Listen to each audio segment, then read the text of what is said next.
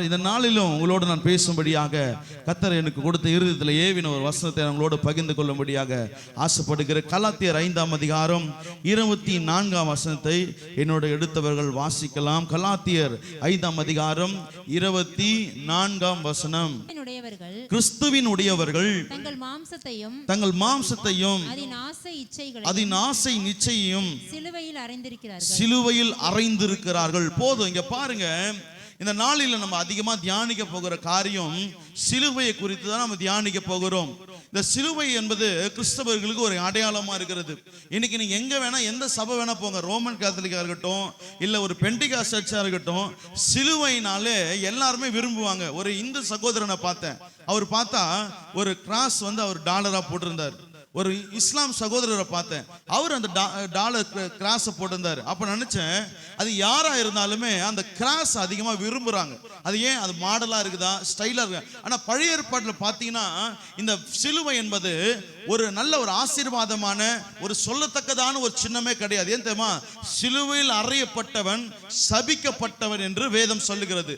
பழைய ஏற்பாட்டு நாட்களில் வேதத்தின்படி பார்க்கும்போது யாராவது சிலுவையில் மறிச்சாங்கன்னா அவங்க யாருன்னு பார்க்கும்போது சபிக்கப்பட்டவர்கள். யாராவது எப்படி இப்ப நாளை சொல்லுவாங்க தெரியுமா? இந்த தவறை செஞ்சாங்க, எல்லாரும் இந்தியா எல்லார் கண்களுக்கு முன்பாக தூக்கு தண்டனை கொடுத்தாங்க. எவ்வளவு ஒரு கேவலமான விஷயம் பாருங்க. ஏதோ ஒரு செய்ய முடியாத ஒரு தவற ஒரு சகோதரன் ஒரு சகோதரி செய்யும் போது சொல்றாங்க, இந்த ஜனநாயக நாட்டில் இவ்வளவு பெரிய குற்றத்தை செஞ்ச இந்த சகோதரன் இந்த சகோதரிக்கு இனி எல்லாருக்கும் முன்பாக இந்த தூக்கு மேடையில் நாங்கள் தூக்கு ஏற்ற போறோம், அதனால இவர் மறிக்க போகிறார். அப்ப எப்படி இருக்கும்? ஐயோ, இவர் இவ்வளவு பெரிய காரியத்தை செஞ்சிருக்கிறாரா? இதே போலதான் அந்த நாட்களிலும் சிலுவையில் ஒருவன் மறித்தாரனால் அவன் சபிக்கப்பட்டவன். ஏன்னா அவ்வளவு பெரிய பாவங்களை செய்திருக்கணும். ஆனா இந்த யூத முறைப்படி பார்க்கும் போது சிலுவையில் மரிக்கிற பழக்கம் கிடையாது. ஆனா பாருங்க, இயேசு மரிப்பது என்பது பிதாவின் சித்தமா இருந்தது. இயேசு நல்லா பாருங்க, இந்த உலகத்துக்கு வரும்போது ஒரு நோக்கம் இருந்தது, ஒரு பர்பஸ். எது தெரியுமா?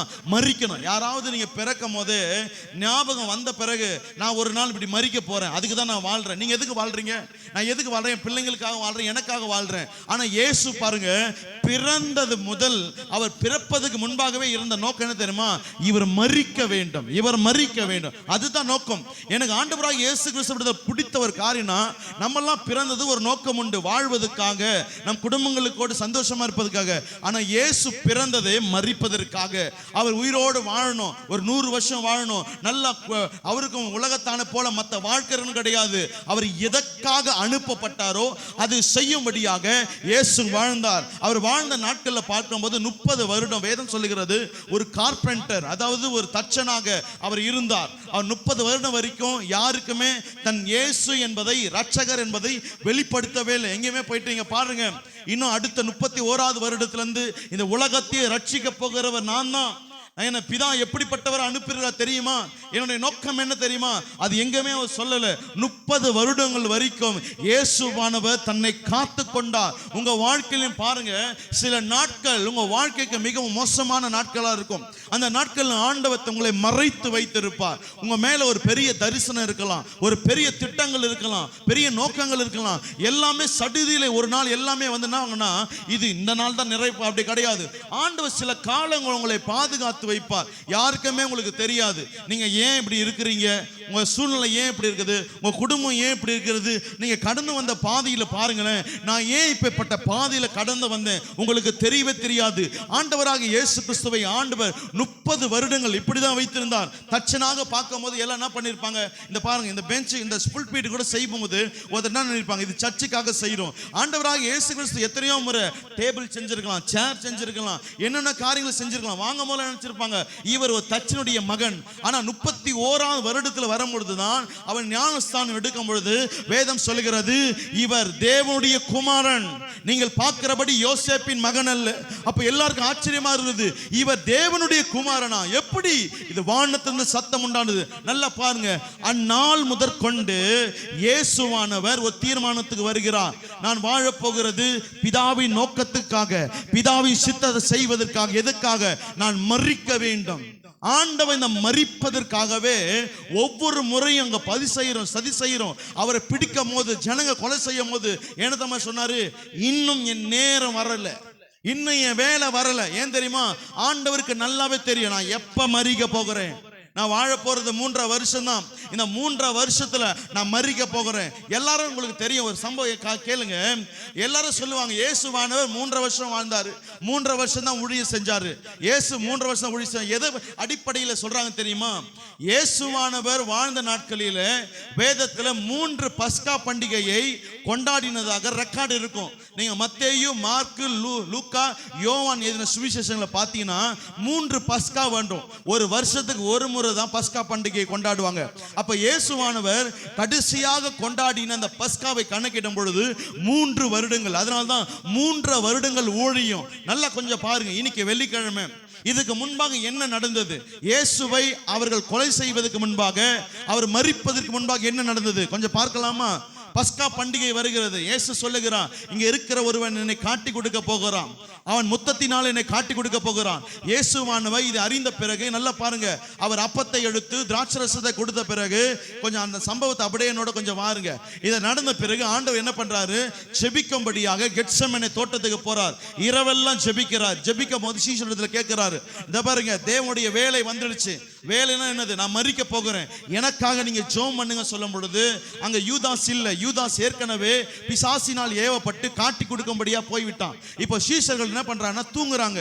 ஆண்டவர் 3வது முறை வந்து கேட்கிறாரு, நீங்க ஏன் நித்திரை செய்றீங்க? நீங்க ஜெபிக்க கூடாதா? அப்பதான் பேதுரு சொல்றாரு, ஆண்டவரே நீங்க மரிக்க கூடாது. ஏன் தெரியுமா? நீ மரிப்பது தேவனுடைய சித்தம் இல்ல.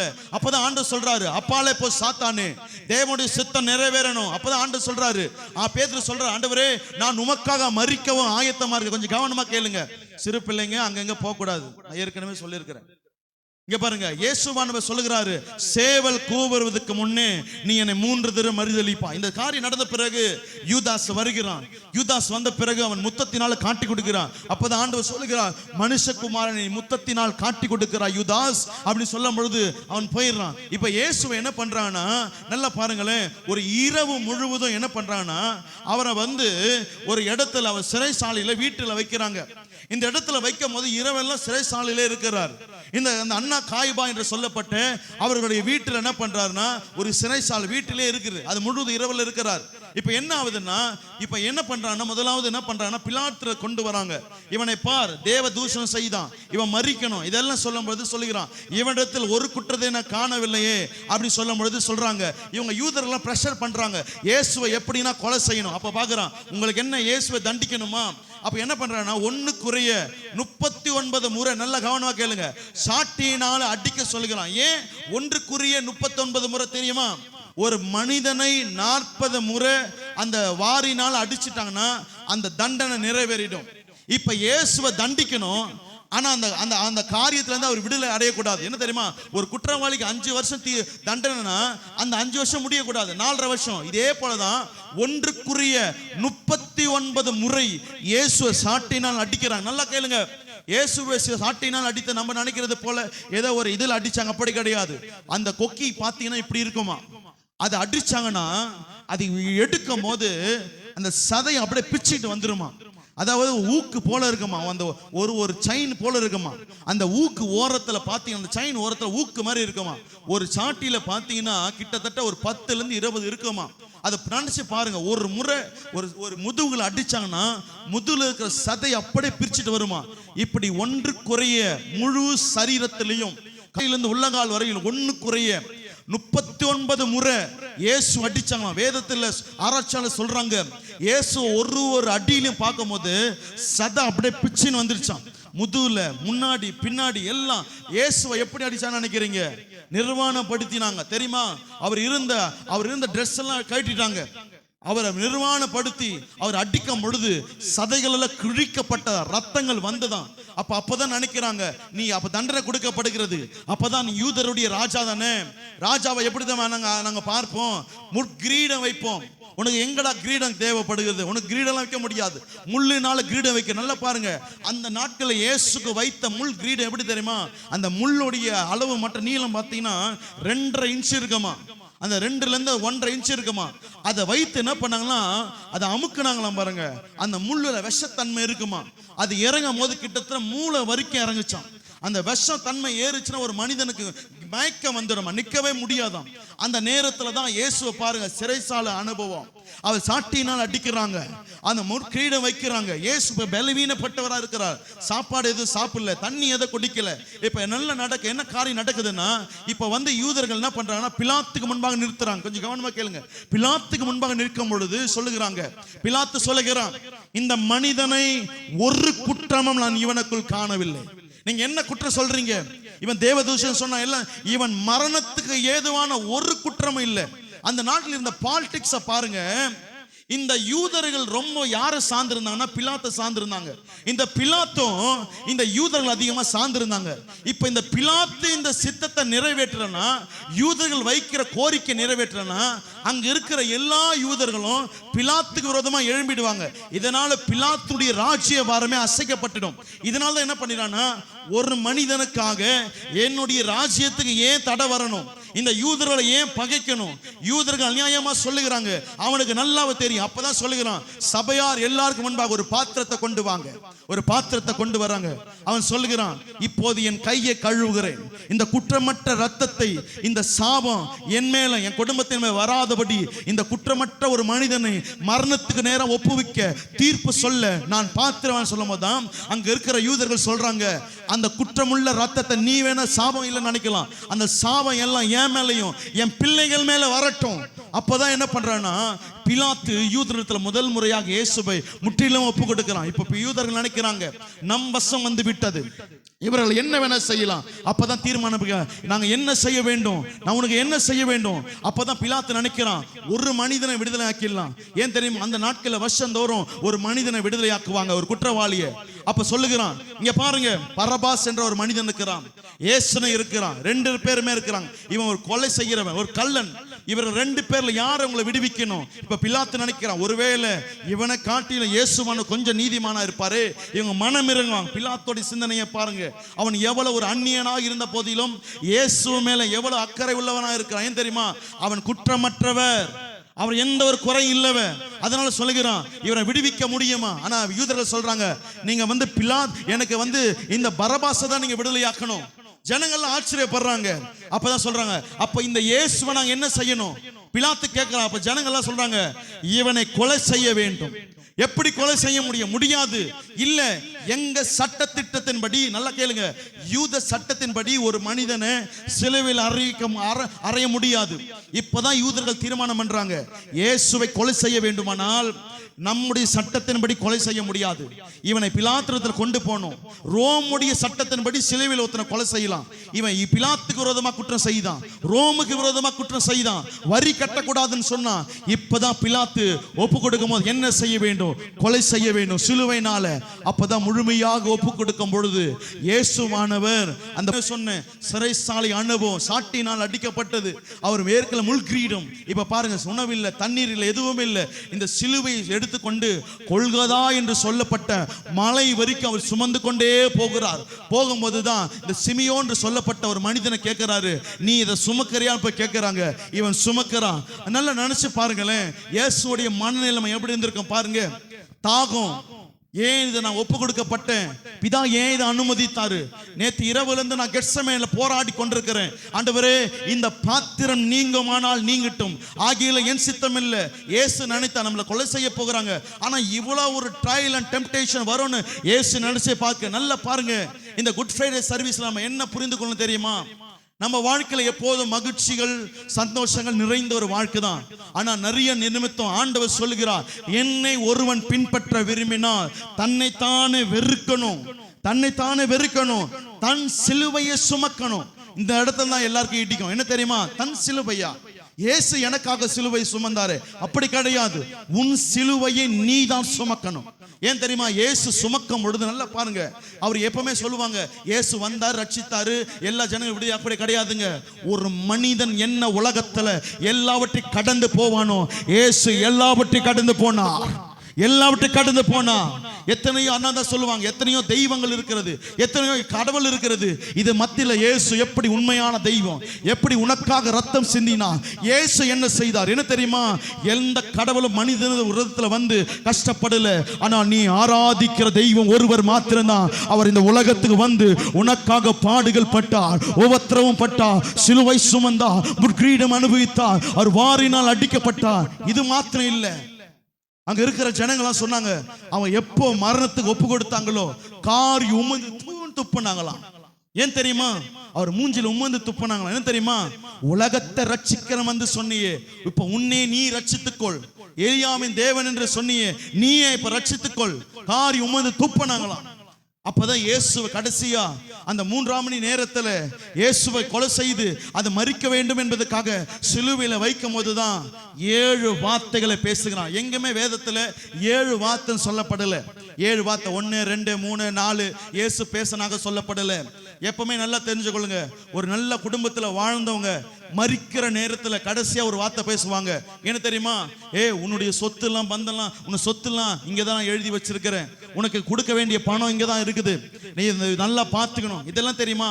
ஒரு மனிதன் எவ்வளவு பேசினது முக்கியம் இல்ல, கடைசி நேரத்துல மரிப்பதுக்கு முன்பாக என்ன பேசினதான் ரொம்ப முக்கியம்.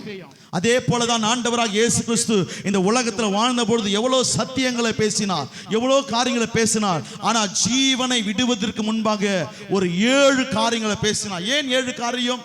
இந்த குட் ஃப்ரைடே. ஆனா நீங்க கூட நினைக்கலாம், ஏன் நம்ம சர்ச்சில் இந்த ஒரு 7 மெசேஜ் இல்ல, நீங்களே பேசுறீங்க. இது பாரம்பரியத்தினால வந்தது. எங்கேயுமே 7 வசனம் என்று சொல்லப்படல. வேணா 7 வசனங்களை சொல்றேன், நீங்க வேணா எழுதி வைத்துக் கொள்ளுங்க, உங்களுடைய திருப்திக்காக சொல்லுகிறேன். முதலாவது வார்த்தை லூக்கா எழுதின சுவிசேஷம் 23 அதிகாரம் 24 வசனம். இயேசு முதலாவது சிலுவையில பேசினார், பிதாவே இவர்களை மன்னியும். இரண்டாவது வார்த்தை ஆண்டவர் சொன்னார், லூக்கா எழுதின சுவிசேஷம் 23:43 சொன்னார், இன்று நீ என்னுடனே பரதேசில இருப்பாய். மூன்றாவது வார்த்தை ஆண்டவர் சொன்னார், யோவான் எழுதின சுவிசேஷம் 19 அதிகாரம் 26 27, இதோ உன் தாய். நாலாவது வார்த்தை ஆண்டவர் சொன்ன வார்த்தை மத்தேயு எழுதின சுவிசேஷம் 27 அதிகாரம் 46 வசனம், தேவனே ஏன் என்னை கைவிட்டீர். ஐந்தாவது வசனம் யோவான் 19 அதிகாரம் 28 வசனம், தாகமா இருக்கிறேன். ஆறாவது வார்த்தை யோவான் 19 அதிகாரம் 30 வசனம், எல்லாம் முடிந்தது. லூக்கா எழுதின சுவிசேஷம் 23 அதிகாரம் 46 வசனம், 7வது வசனம், இப்படியாக ஆண்டவர் சொன்னார், பிதாவே என் ஆவியை உம்முடைய கரத்தில் ஒப்புவிக்கிறேன். நல்ல கவனமா கேளுங்க. சொல்லப்பட்ட இந்த 7 வார்த்தைகள் எங்கமே பார்த்தீங்கன்னா யோவான், லூக்கா, மத்தேயு சுவிசேஷ பகுதியில் மாறி மாறி வரும். எங்கமே ஒரே வார்த்தையா வராது. அப்ப எப்படி வந்தது? 7 என்பது பரிபூரணம்.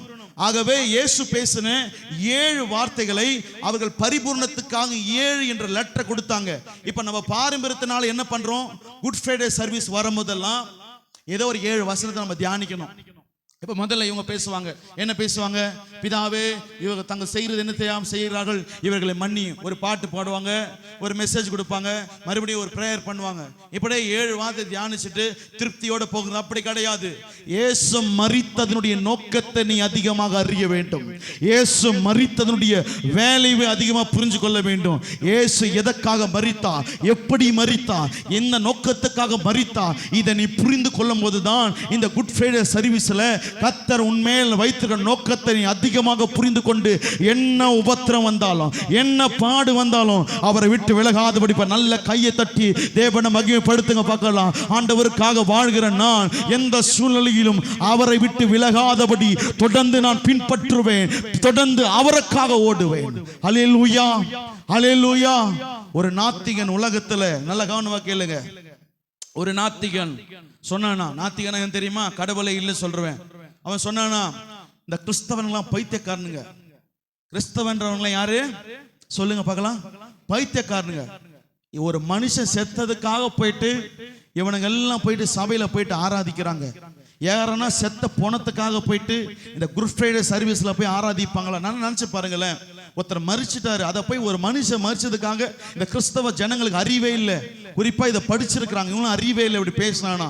அப்போ ஒரு நாள் நினைச்சானா, ஒரு நாள் இந்த குட் ஃப்ரைடே சர்வீஸ்க்கு போகணும், இந்த சபையில் எல்லாரும் முன்னாடி கேட்கணும், உங்க இயேசு செத்தார் செத்தார் சொல்றியே, அவர் எப்படி செத்தாரு?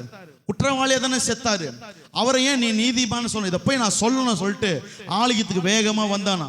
அந்த பாஸ்டர் பாடின பிறகு தேவனுடைய வார்த்தையை கொடுக்கும்படி எழுந்திருந்து சொன்னாராம், எனக்கு என்ன தெரியுமா, குட் ஃப்ரைடே, உன் ரட்சகர் இன்று மரித்த நாள், உனக்காக ரத்த பேசினிருக்கும் போது அவன் பெரிய ஒரு ஸ்பீக்கர் வைத்து ஒரு மைக்கை வச்சுட்டு கத்துறான், ஆப்போசிட்ல பேசினானா, ஒரு சத்த மனிதனுக்காக ஒரு பிணத்தை வைத்து பணம் கூட இல்லை, ஆனா நீங்க வைத்து கொண்டு அவர் மரிச்சிட்டாரு உயிர் திறந்துட்டாரு இப்படியே பேசி கொண்டிருக்கீங்க, நீங்களும் ஒரு உண்மையான கூட்டம், அவர் பைத்தியக்காரர் இப்படி சொன்னாராம். அப்ப அந்த மனிதன் சொன்னானா, உனக்கு தைரியம் இருந்தா ஆலயத்துக்குள்ள உள்ள வானாராம்.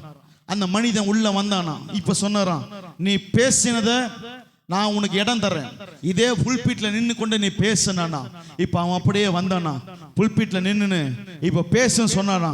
இந்த ஊழியக்காரனுக்கு இப்ப பயமா, என்னடா சர்ச்சில் வந்து ஒரு அந்நியனுக்கு மைக்க கொடுத்துட்டு நம்மளே வந்து பேச சொல்லும் போது அவன் கடவுள் இல்லைன்னு சொல்லிட்டான், என்ன அவர்த்த இருக்கிற ஜனங்கள்லாம் என்ன அவர்த்துன்னும் போது இவர் ஜோமனான, ஆண்டவரே இயேசு மரித்தது உண்மை என்பது எனக்கு தெரியும், நீர் எனக்குள் வாசம் பண்ணுகிறீ, இவன் கடவுளை அறியாத ஒரு நபர், இன்று நீ தெய்வம் என்பதை இங்க இருக்கிறவருக்கும் இவனுக்கும் நீ அறிவிக்க வேண்டும், தெரியப்படுத்த வேண்டும் சொல்லும் பொழுது அவன் ஜோம் பண்ணி எடுத்தானா.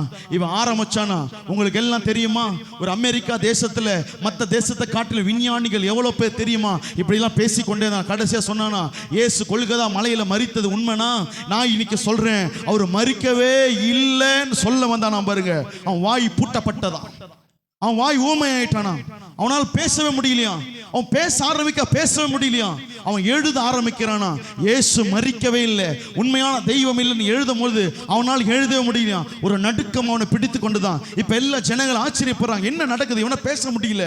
அப்ப சொல்லும் பொழுது அவன் சொன்னானா, நான் எழுதி காட்டுறேன் சொல்லும் பொழுது ஒரு 5 நிமிடம் நடந்து கொண்ட உண்மை சம்பவத்தை சொல்றேன். அவன் எழுதும் போது இப்படி சொன்னானா, இயேசு இன்றும் ஜீவிக்கிறார் என்று, நல்ல கையை தட்டுங்க பார்க்கலாம், அவன் ஜீவிக்கிறார் என்று எழுதின போது அவன் வாய் திறந்த பொழுது அவன் வாயின் வார்த்தை சொன்னானா, நீங்கள் ஆராதிக்கிற தேவன் உண்மை உள்ளவர். அல்லேலூயா. ஒரு சத்தமா தான் சொல்லுங்களேன், அல்லேலூயா. நான் சொல்லுகிறேங்க, இயேசு மரித்தது உலகத்தை 2ஆ பிரித்து போட்டார். எத்தனையோ காலங்கள் வந்தது, ஆனா இன்னைக்கு பாருங்க, கிறிஸ்துவுக்கு முன் இது எப்படி வந்தது. ஒரு இஸ்லாம் கண்ட்ரிக்கு போங்க, ஒரு புத்திஸ்ட் கண்ட்ரிக்கு போங்க, ஒரு இஸ்லாம கேளுங்க, ஒரு கிறிஸ்டியனை கேளுங்க, யாரை வேணா கேளுங்க, என்ன வேணா சொல்லலாம். ஆனா இந்த காலத்தை பிரித்ததை யாராலும் மறுதலிக்க முடியாது. எவ்வளவோ மனிதர்கள் உலகத்துல தோன்றினாங்க, எத்தனையோ பேர் மதத்தை தோற்றுவித்தாங்க, ஆனா என் அப்பனாகிய இயேசு கிறிஸ்து பிறந்ததை மாத்திரம்தான் யாராலையும் மறுதலிக்க முடியாது. ஏன் தெரியுமா, காலத்தை 2ஆ பிரித்துட்டு போட்டாரு. இன்னைக்கு வரைக்கும் ஒரே ஒரு அடையாளம் தான், கிறிஸ்துவுக்கு முன் கிறிஸ்துவுக்கு பின். ஏன் தெரியுமா, அவர் அந்த அத்தாரிட்டியை வச்சிருந்தாரு. இப்ப நம்ம மறுபடியும் வருவோம். வாசித்த கலாத்தியர் 5ஆம் அதிகாரம் 5:24 நம்ம வாசித்தோம். மாம்சத்தையும் அதை நாசின் இச்சைகளையும் சிலுவையில் அறைய வேண்டும். இங்க பாருங்க, இவ்வளவு நேரம் இயேசுவானவர் எப்படி மரித்தார் என்பதை குறித்து, அதாவது எப்படி சூழ்நிலை கொண்டு போனார் என்பதை குறித்து நான் பேசுறேன். கொஞ்சம் கவனமா கேளுங்க. இப்ப அப்போஸ்தலனாகிய பவுல் சொல்லுகிறார், நான் எதை அறைய வேண்டும். இப்ப நீங்கள் நானும் இந்த வெள்ளிக்கிழமை நம்ம குட் ஃப்ரைடே சர்வீஸ் ஆராதிக்கிறோம். இப்ப பேதுரு எப்படி மரிச்சாரு, சிலுவையில தலைக்கீழ மரிச்சார். தெரியுமா உங்களுக்கு, இயேசுவானவர் மரிச்சது போல நான் மரிக்க மாட்டேன்னு பேதுரு கொலை செய்யும் போது ரிக்வெஸ்ட் பண்ணாராம். எப்படி தெரியுமா, என்னை சிலுவையில் அறையுங்க, அது பிரச்சனை இல்லை, ஆனா என்னை தலைக்கீழ அறையுங்க. இப்ப பவுல் சொல்லுகிறார், நானும் சிலுவையில் அறைய வேண்டும். எது தெரியுமா, என் மாம்ச ஆசை நீட்சைகளை, எனக்குள்ள ஒரு விருப்பம் இருக்குது.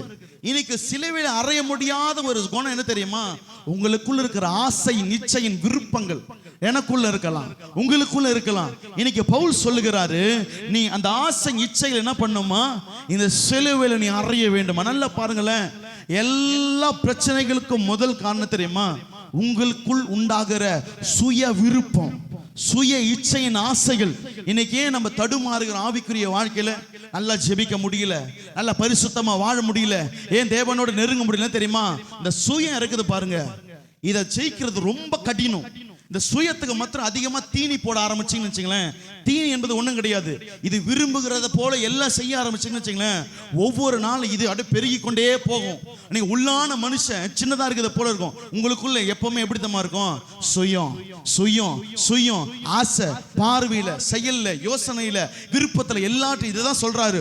உன் ஆசை இச்சையில நீ சிலுவையில் அறையணுமா. ஏன் தெரியுமா? இந்த ஆசையின் இச்சைனா எல்லா பாவத்துக்கு வேறா இருந்தது. என்னோட எடுத்தவர்கள் வசனத்தை வாசிங்க பார்க்கலாம். ஆதியாகமம் 3ஆம் அதிகாரம் 6ஆம் வசனத்தை எடுத்தவர் வாசிங்க பார்க்கலாம். ஆதியாகமம் 3ஆம் அதிகாரம் 6ஆம் வசனத்தை எடுத்தவர் வாசிங்க பார்க்கலாம். அப்பொழுது ஸ்திரீயானவள் நல்லதும் இன்பமும் போதும். இங்க பாருங்க, ஏன் அப்போஸ்தலனாகிய பவுல் நமக்குள்ள இருக்கிற ஆசை இச்சைகளை சிலுவையில் அறைய வேணும்னா, நல்லா பாருங்களேன். இந்த ஆதாம் ஏவாள் இருக்கும் போது, ஏவாள் பாவத்தில் விழுந்தது முதல் காரணம் தெரியுமா? பார்வைக்கு இச்சைக்கு தக்கதான ஒரு காரியமா அது விளங்கிடுச்சு. தோட்டத்துல எவ்வளவோ பழங்கள் இருந்தாலும், எவ்வளோ காரியம் இருந்தாலும், இந்த பழத்தை பார்க்கும் போது எப்படி தெரியுமா இருந்தது? இது ரொம்ப ஆசையா இருக்குது, நான் விரும்புகிற மாதிரி இருக்குது, இதை எப்படியாவது தொடணும், இது எப்படியாவது நான் சாப்பிடணும். நான் சொல்றேன், உங்களை மீறி ஒரு காரியத்தை, உங்களை மீறி கண்ட்ரோல் இழந்து ஒரு காரியத்தை நீங்க செய்யக்கூடாது. இந்த உபவாச நாட்கள்ல நான் நிஜமாலுமே சில பேர் அப்ரிஷியேட் பண்ண விரும்புகிறேன். எத்தனை பேர் இந்த லெந்து நாட்கள்ல ஒருவேளை பாஸ்டிங், நீங்க கையை உயர்த்துங்க பார்க்கலாம். ஒருவேளை நான் பாஸ்டிங் இருந்தேன். ஒரு வேலைங்களா? நீமா ஒரு வேலையா? 2 வேலை? 40 நாள் முடிய போகுது. வேற யாரு? சரி, இந்த 40 நாள் நான்வெஜ்ஜே சாப்பிடலாம். கையை வைத்துங்க பார்க்கலாம். 1 2 3. வேற யாவது? நான் வேற எதுனா பண்ணேன்? இந்த 3 பேருக்கு நல்ல கை தட்டுங்க பார்க்கலாம். நல்ல கை தட்டுங்க பார்க்கலாம். ஏன் நான் சொல்லுகிறேன்னா, இந்த லெந்து நாட்கள்ல கூட நம்மளால ஜெபிக்க முடியாதபடி, முதல்ல நான் சொன்னேன், கவுச்சியை சாப்பிடாம இருக்கிறது பெரிய விஷயம் கிடையாது, அது ஒன்றும் கிடையாது. ஆனா அதை வெறுக்கக்கூடிய குணம் கூட நம்மளுக்கு இல்லைன்னா, அப்ப நல்லா புரிஞ்சு கொள்ளுங்க, இந்த மாமிசம் நம்மளை எவ்வளவு மேற்கொள்ளுது மட்டும் பாருங்க. நம்மளால கண்ட்ரோல் பண்ண முடியல. ஒருவேளை சாப்பாடு, எத்தனை பேர் இன்னைக்கு காலையில பாஸ்டிங் இருந்துட்டு வந்தீங்க? கை உயர்த்துங்க பார்க்கலாம். இன்னைக்கு காலையில் நான் சாப்பிடவே இல்லை. கையை உயர்த்துங்க பார்க்கலாம். நான் சொல்றேன், உங்க ஆசை இச்சைகளை என்னத்தமா அடக்க கத்துக்கணும். ஏவாள் முதல் பாவம் என்ன தெரியுமா? ஒரு காரியத்தை பார்க்கும் போது இந்த சிலுவை வச்சுக்கொள்ளுங்க, பார்க்கறதுக்கு நல்லா இருக்கு, தொட்டாலே போதும், அதை பார்த்தாலே போதும்.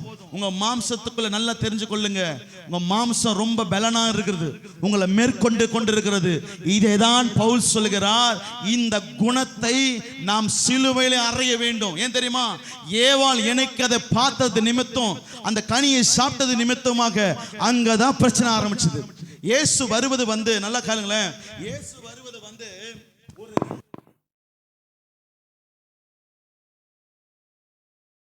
இன்னைக்குதான் ஒரு கொஞ்ச நாளுக்கு அப்படி கிடையாது. எப்ப ஏவாள் பாவம் செய்தாலோ அந்த நேரத்தில் இயேசு வரணும்னு தீர்மானம் பண்ணிட்டாங்க. கவனமா சொல்றேன், நிறைய பேருக்கு தெரியாத கூட சொல்றேன்.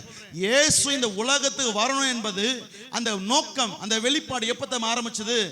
எப்போ ஏவாள் பாவம் செய்தாலோ அப்பதான் வெளிப்படுது. என்ன தெரியுமா? மனுஷ குலம் கீழே விழுந்துடுச்சு.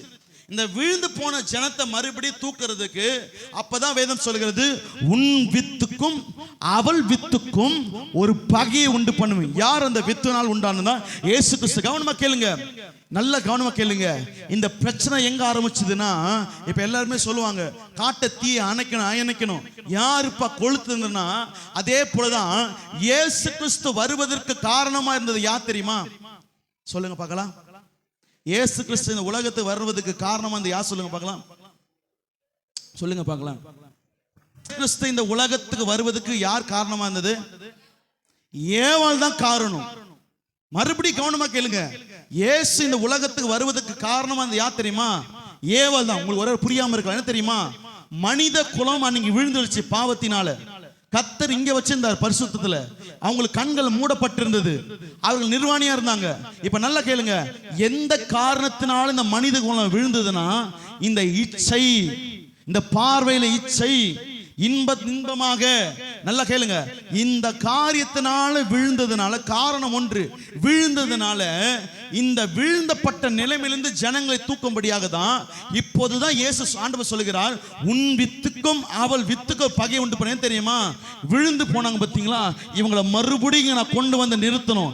இதை தான் மறுபடியும் பவுல் சொல்லுகிறாரு, எந்த காரணத்தின் நிமித்தம் இயேசு வருவதற்கு ஏவாள் காரணமா இருந்தா தெரியுமா?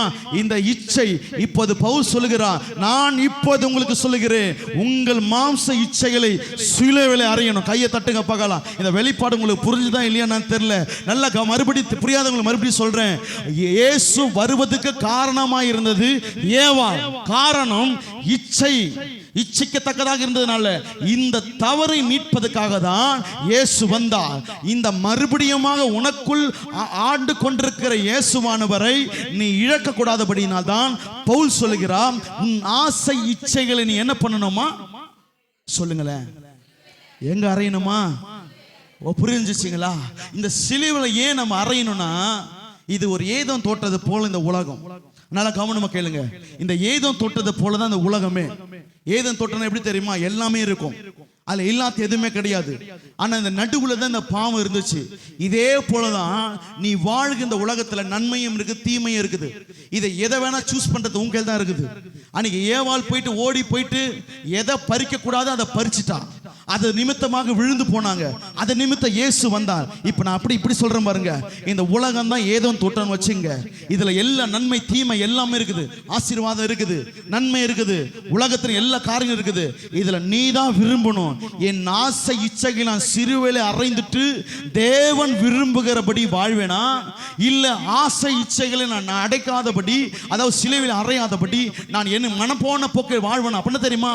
எப்பெல்லாம் உனக்கு ஆசை இச்சையினால ஒரு காரியத்தை எடுக்கிறீங்களோ, ஒரு காரியத்தை செய்யறீங்களோ, நீங்க ஞாபகம் வைத்துக் கொள்ளணும், எந்த காரியத்தை ஏவாள் செய்தாலோ அதே காரியத்தை நானும் செய்கிறேன், அதே காரியத்தை நானும் செய்ய முயற்சிக்கிறேன்.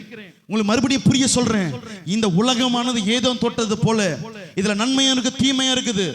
இந்த காரியத்துல எதெல்லாம் நீங்க மாம்ச இச்சைகளை இந்த சிலுவையில் அறையாதபடி, எனக்கு இது வேணும், இந்த உலக காரியம் எனக்கு வேணும், இது எனக்கு வேணும்னா புரிஞ்சுக்கொள், ஏவாள் என்ன தவறை செய்தாலோ அதே தவறை நீங்கள் நானும் செய்வோம். இதுக்கு தான் தேவன், இதனால தான் வேதம் சொல்லுகிறது. எடுத்தவர்கள் வசனத்தை வாசிங்க, ரோமர் 7ஆம் அதிகாரம் 15ஆம் வசனத்தை எடுத்தவர்கள் வாசிங்க பார்க்கலாம். ரோமர் 7:15. எப்படி எனில்,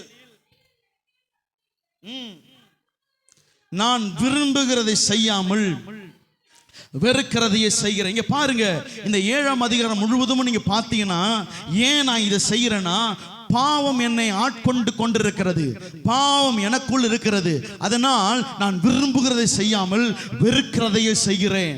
இந்த வசனத்தை வாசிக்கும் போதெல்லாம் எனக்குள்ள ஒரு காரியம் வரும், ஆண்டவரே நான் எந்த காரியத்தை நான் விரும்புகிறதை செய்யாம வெறுக்கிறதையே செய்கிறேன். ஒரு உதாரணம் சொல்லட்டுமா? போனை நீங்க அதிகமா யூஸ் பண்றீங்கன்னு வச்சுங்க, என்ன பாருங்க, இந்த போனை அதிகமா நீங்க யூஸ் பண்றீங்க, நீங்க நினைக்கிறீங்க இந்த போன்னால நிறைய ஆபத்து வருது, இதை வெறுக்கிறீங்க, ஜெபம் பண்றீங்க, ஏசப்பா நான் இதோட இந்த போனை நான் நோண்ட மாட்டேன் ஏசப்பா. ஆனா உங்க விருப்பம் இல்லாம மறுபடியும் என்ன பண்றீங்கன்னா, வெறுக்கிற ஒரு காரியத்தை எடுக்கிறீங்க. இதை எந்த தவறு செய்யக்கூடாமோ செய்யறோம், எந்த காரியத்தை யோசிக்கூடாமோ செய்யறோம். எந்த காரியம் அப்படின்னு தெரியுமா? நீ ஒரு காரியத்தை வெறுக்கிற, உனக்கு நல்லாவே தெரியுது, இந்த கனியை ஏவாள் வஞ்சித்தது நிமித்தமாக விழுந்து போனது போலவே இந்த காரியத்தை நான் செய்தா விழுந்து போவேன், அதை வெறுக்கிற. ஆனா நமக்குள்ள எப்படி தெரியுமா? அந்த வெறுக்கிற காரியத்தை தான் செய்வோம். குழந்தைய பாருங்களேன், குழந்தைங்க இடத்துல போயிட்டு இந்த பொருளை தொடாதுன்னு சொன்னா அப்பதான் என்ன பண்ண, அந்த குழந்தைங்க போயிட்டு அந்த பொருளை போய் தொட்டு பார்க்கும். நம்மளும் அப்படிதான்.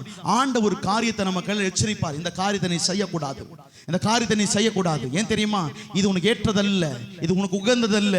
எப்பெல்லாம் கத்தை நம்ம வச்சு நமக்குள்ள ஒரு குணம் என்ன தெரியுமா? இல்ல இல்ல இல்ல, இதை நான் செஞ்சுதான் பார்ப்பேன், இதை பண்ணி தான் பார்ப்பேன், அவங்க பண்றாங்களே நானும் பண்றேன். சிஸ்டர், இப்படிப்பட்ட குணம் இருந்ததுன்னா புரிஞ்சு கொள்ளுங்க, உங்களுக்குள்ள இன்னும் சுயம் சாகாதபடி, உன் ஆசை இச்சைகள் சிலுவையில் அறையாதபடி, என் விருப்பத்தின்படியே நான் வாழ்ந்து கொண்டிருக்கிறேன்.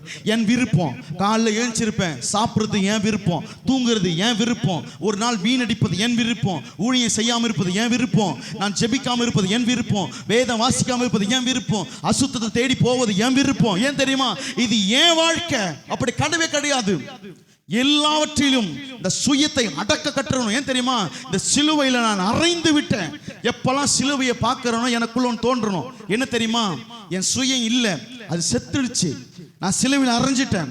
எனக்குள்ள இருப்பது நான் இல்லை. அதனால தான் ஆண்டவர் சொல்லுகிறாரு, என்னோட சேர்ந்து ஒரு வசனத்தை வாசிங்க பார்க்கலாம். மத்தேயு எழுதின சுவிசேஷம் 26ஆம் அதிகாரம் 39ஆம் வசனத்தை வாசிங்க பார்க்கலாம். மத்தேயு எழுதின சுவிசேஷம் 26ஆம் அதிகாரம். மைக்கில் வாசிங்க கொஞ்சம். அப்பொழுது இயேசு அவர்களோடு கெத்செமனே என்னப்பட்ட இடத்திற்கு வந்து சீஷர்களை நோக்கி, நான் அங்கே போய் ஜெபம் பண்ணும் அளவும் நீங்கள் இங்கே உட்கார்ந்திருங்கள் என்று சொல்லி 39 தானே, சற்று அப்புறம் போய் முகங்குப்புற விழுந்து என் பிதாவே இந்த பாத்திரம் என்னை விட்டு நீங்க கூடுமானால் நீங்கும்படி செய்யும். ஆகிலும் என் சித்தத்தின்படி அல்ல, உன் சித்தத்தின்படி ஆகக்கூடாது. ஆமென் சொல்லுங்க பார்க்கலாம். சத்தத்தை உயர்த்தி ஒரு ஆமென் சொல்லுங்க பார்க்கலாம். ஒரு ஆமென் சொல்லுங்க பார்க்கலாம். ஆண்டவர் சொல்லுகிறாரு பாருங்க. இந்த சிலுவையில மரிக்கிறதுக்கு முன்பாக ஒரு விருப்பத்தை சொல்றாரு ஆண்டவரத்தில். ஆண்டவரே, இந்த பாத்திரம் என்னை விட்டு நீங்குமானால் நீங்கட்டும். எனக்கு இந்த பாத்திரம் வேணாம். பாத்திரம் என்ன தெரியுமா?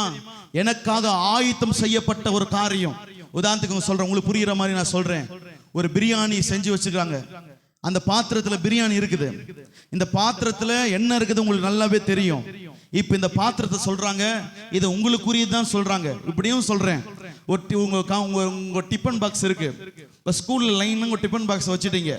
அந்த பாத்திரத்துல என்ன உணவு இருக்குது உங்க பாத்திரத்தை அப்படிங்க பார்த்தாலே தெரிஞ்சிடும். இதை தான் ஆண்டவர் சொல்லுகிறார், நான் ஒரு பாத்திரமாக இருக்கிறேன். இந்த பாத்திரத்துக்குள்ள என்ன இருக்க போது எனக்கு நல்லாவே தெரியும். இந்த பாத்திரத்துல என்ன நடக்க போது எனக்கு நல்லாவே தெரியும். இந்த பாத்திரத்தை ஆண்ட உடைக்க போறதில்ல, இந்த பாத்திரத்தை முழுமையா ஆண்டு அழிக்க போகிறாரு. உடைக்கிறது வேற. சில நேரத்தில் நம்ம நினைக்கிற ஆண்டு என்ன உடைக்கிறாருங்க, குயவன் களிமண்ணை உடைக்கிறது போல ஆண்டவர் உடைக்க. அப்படி இல்லை, ஆண்டவர் உடைக்கலாம் இல்ல, ஜீவனே எடுக்க போறாரு. இப்ப இந்த காரியத்தை தான் ஆண்டவர் கேட்கிறார். ஆண்டவரே, இந்த பாத்திரம் என்னை விட்டு நீங்குமானால் நீங்கட்டும், ஆனால் என் சித்தம் அல்ல உம் சித்தம். இதுதான் ஆசை இச்சைகளை சிலுவையில் அறைவது. என்ன தெரியுமா? நான் வாழ்வது எனக்காக அல்ல, ஆனால் எனக்கு ஒரு விருப்பம் உண்டு, அதை நான் சொல்லுகிறேன். ஆனா அது என் விருப்பமா இருக்கக்கூடாது. என்ன தெரியுமா? நான் மறிக்க கூடாதுதான், ஆனா அது உங்க சித்தமா இருந்ததுன்னா அதை நான் மறிக்கிறேன். ஏன் தெரியுமா? அந்த ஆசையே எனக்கு வேணாம். நல்லா கேளுங்க, உங்களுக்குள்ள சுய ஆசையே இருக்கக்கூடாது. சில பேர் சொல்லுவாங்க, ஏன் ஆசைப்பட்டா என்ன தப்பு? அப்படி கிடையாது. கிறிஸ்தவர்களுக்குள்ள இந்த வாசித்த கலாத்தியர் வயது திருப்பாதீங்க. என்ன பாருங்க, கலாத்தியர் 5:30-24 கூட பார்த்தீங்கன்னா கிறிஸ்தவமானவர்கள் தான் போட்டிருக்கோம். வாசிங்க பார்க்கலாம் அந்த வசனத்தை. கலாத்தியர் 5:24 வாசிங்க பார்க்கலாம். அதுல அந்நியனை குறிச்சு போடல, உலகத்தான குறிச்சு போடல, இல்ல உங்களோட பழகுகளை குறிச்சு போடல. பவுல் சொல்லும் பொழுது சொல்லுகிற காரியத்தை மைக்கில் வாசிங்க பார்க்கலாம். கிறிஸ்துவின் போதும். இந்த வார்த்தை மட்டும் என்ன பாருங்க, கிறிஸ்துவினுடையவர்கள். பவுல் சொல்லும்போது தெளிவா சொல்லுகிறாரு, நீயும் நானும் மட்டும்தான் சிலுவையில் அறையணும். இங்க பாருங்க, உங்களோட படிக்கிறவங்க, உங்களோட வேலை செய்யறவங்க, உங்க வீட்டு பக்கத்துல இருக்கிறவங்க, அவங்க வாழ்றத போல நம்ம வாழக்கூடாது. அவங்க இருக்கிறது போல நீங்க இருக்கக்கூடாது. சில பேர் நினைப்பாங்க, ஊர்ல தானே இருக்கிறோம், அவங்க போலதான் நான் பேசணும். நான் சொல்றேன், இயேசு அதுக்காக உன்னை அழைக்கல, நீ உன்னை அதற்காக ஒன்று அழைக்கல. நீ கிறிஸ்துவினுடையவர்கள், கிறிஸ்து உனக்குள்ள உடையவரால் கிறிஸ்துவினுடையவர்கள் சொல்லுகிறார். உனக்கு இந்த ஆசை இச்சைகள் இருக்க. நான் சொல்லுகிறேன், நான் அப்படிலாம் இருக்க மாட்டேன்னு சொன்னா தெரிஞ்சுக்கொள், உனக்குள்ள ஜென்ம சுவாபம் அப்படியே தான் இருக்கும். உனக்குள்ள ஆசையோட தான் நீ வாழ்வ. பேருக்கு சிலுவையில் அறையப்படாதபடி நல்லா தெரிஞ்சுக்கொள்ளுங்க. இயேசு சிலுவையில மரிக்கலன்னா ரட்சிப்பு இல்லை, இயேசு சிலுவையில மரிக்கலன்னா மீட்பு கிடையாது. அப்போ நீ எனக்கு சிலுவையில் அறையப்படலாம் தெரிஞ்சுக்கொள்ளுங்க. சுயம் உனக்குள் சாகாது, உனக்குள்ள அந்த எண்ணம் வரக்கூடாது. என் ஃப்ரெண்ட் இதை செய்யறான், என் படிக்கிறவன் இதை செய்யறான், என் பக்கத்து வீட்டில் செய்யறான். நான் சொல்றேன், அவங்க செய்வாங்க. உலகத்தான் ஏவனை அறியாதவர்கள். உனக்குள்ள ஒரு வைராக்கியம் இருக்கணும். என் ஆசை விருப்பங்கள் என்னுடையதல்ல, என் ஆசை விருப்பங்கள் என் அப்பன் இயேசுக்குரியதா இருக்க வேண்டும். ஹல்லேலூயா, ஆமென் சொல்லுங்க பார்க்கலாம். உனக்குள்ள ஒரு வைராக்கியம் இருக்கணும். நல்லா கேளுங்க, வாழ்ற காலம் ரொம்ப கொடிதான காலத்தில் வாழ்ந்து கொண்டிருக்கிறோம். போன மாதத்துல ஆந்திரால ஒருத்தர் மரித்து போனாரு. ஆண்டுடைய ஊழியத்தை செய்து வர இரவு நேரத்துல யாரோ தெரியாதவங்க அவர் கொலை செய்துட்டாங்க. அவர் எப்படி இறந்தார் இதுவரைக்கும் தெரியாது. சத்தீஸ்கர்ல 9-11 மாநிலத்துல இயேசுவை பத்தி அறிவித்தாலே ஆன்டி கன்வென்ஷன்லாம் அப்படின்னு தெரியுமா, மதமாற்ற சட்டம் இந்தியாவில் இருக்கிறது. அநேக இடத்துல ஆராதிக்க முடியாது. உத்தரப்பிரதேசல போய் பாருங்க, இன்னைக்கு வெள்ளிக்கிழமை இன்னைக்கு நம்ம ஆராதிச்சு கொண்டிருக்கிறோம். உத்தரப்பிரதேசல இன்னைக்கு சட்டம் நிறைவேற்ற என்ன தெரியுமா? யாருக்குமே குட் ஃப்ரைடே கிடையாது. நீயும் நானும் வாழ்ந்து கொண்டிருக்கிற இந்த காலம் மிகவும் மோசமாக இருக்கிறது. இந்த காலத்துல உலகத்தானை போல நானும் இசைந்து வாழ்வேனா அது உங்க விருப்பம். இந்த குட் ஃப்ரைடேல ஆண்டவர் வைராக்கியமா உங்களுக்கு சொல்றாரு என்ன தெரியுமா?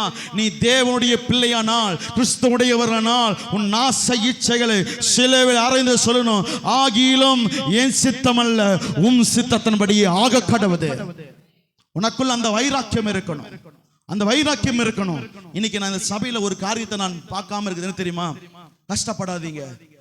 ஒரு அதிகமா விரும்புற காரியமும் உங்களுக்குள்ள இல்லாத காரியம் தெரியுமா? நான் சொல்றேன் பாருங்களேன், பணம்னு கேட்டா நிறையவே கொடுத்துறீங்க. ஓப்பனா